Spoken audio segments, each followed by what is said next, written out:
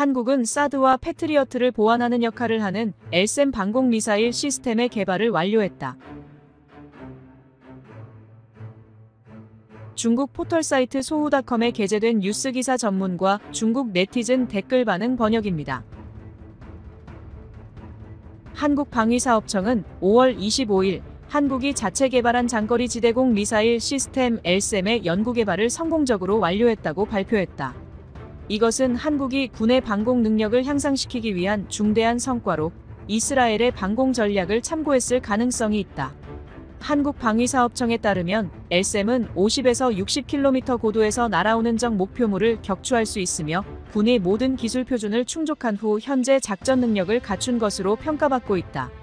해당 시스템의 개발 작업이 완료됨에 따라 LSAM이 내년부터 생산에 들어가 2028년 이전에 배치가 완료될 것이라는 보도가 있다.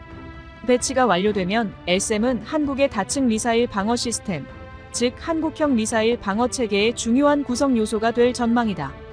이 소식이 발표되기 며칠 전 북한은 새로운 자치유도 항법 체계를 장착한 단거리 탄도미사일을 시험 발사했다. 이 미사일은 화성 11D 전술 탄도미사일로 판정되었다. 이에 대해 한국 정부는 북한의 미사일 발사는 한반도의 평화와 안정을 심각하게 위협하는 명백한 도발 행위라며 강력히 규탄한다고 보도자료를 냈다. 그럼에도 불구하고 양국 간 긴장이 계속 고조됨에 따라 한국은 북한의 위협에 대비해 대공 및 미사일 방어망을 강화하기 위해 부단히 노력해왔다. 지난달에는 한국방위사업청이 북한의 위협에 대응하기 위한 긴급조치로 해상탄도탄 요격 유도탄이라고도 불리는 이른바 SM-3 미사일을 도입하는 계획을 승인했다. SM-3는 미국 대외 군사 판매 프로그램을 통해 구매하여 이지스함에 탑재할 예정이다.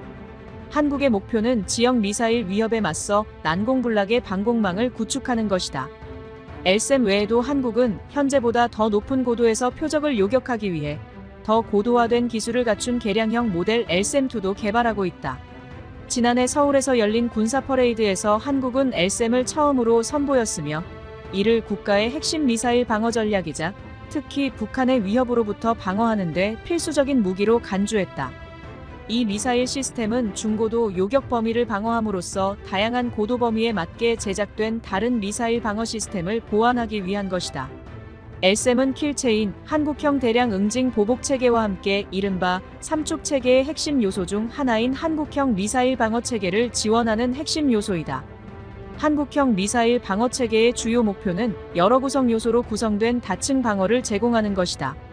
KAMD는 실시간 타격 시스템과 연계된 요격 시스템, 조기 경보 시스템, 지휘 통제 시스템으로 구성되며 KAMD의 주요 구성 요소는 초고고도를 담당하는 사드, 고고도를 담당하는 장거리 지대공 유도미사일, 중고도를 담당하는 패트리어트, 천공 등이 있다.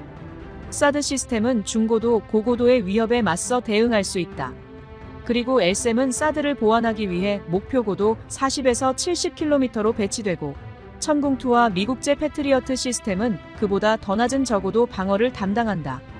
LSAM은 능동 레이더 유도를 통해 최대 200km 떨어진 표적과 교전할 수 있는데 흥미롭게도 이 한국 시스템은 X밴드 주파수를 사용하는 사드와 달리 S밴드 주파수를 사용한다.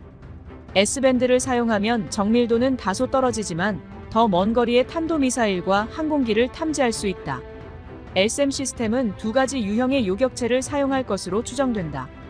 하나는 항공기나 순항미사일 같은 일반적인 공중 위협에 대응하는 대항공기 유도탄이고 다른 하나는 탄도 위협에 대응하는 대탄도탄 유도탄이다. 대탄도탄 유도탄은 1, 2단계는 추진기관, 3단계는 직격 요격체와 적외선 탐색기로 구성되어 있으며 정밀 비행 제어 능력을 갖춘 요격체를 이용해 표적을 직격 파괴하는 히트-투-킬 방식을 채택했다. LSAM-4대는 미사일이 종류별로 2발씩 장착된 차량 탑재 발사대 4기와 이동식 지휘통제센터, 전투통제소, 그리고 다기능 레이더로 구성된다. 2022년 11월부터 2023년 6월까지 LSAM은 4번의 미사일 요격 시험 중 3번을 성공적으로 완료하며 요격 능력을 입증했다.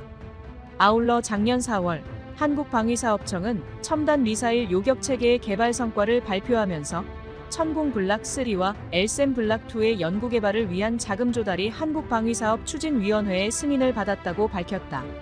LSAM 블락2는 2024년부터 2035년까지 개발될 예정이며 방위사업 추진위원회에서 제공하는 자금 총액은 2조 7,100억 원이다.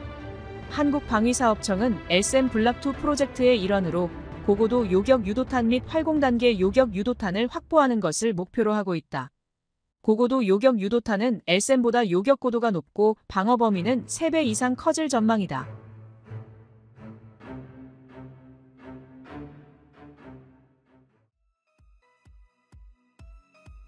한국의 국방기술은 정말 굉장하네. 한국이 복제한 사드 미사일이군.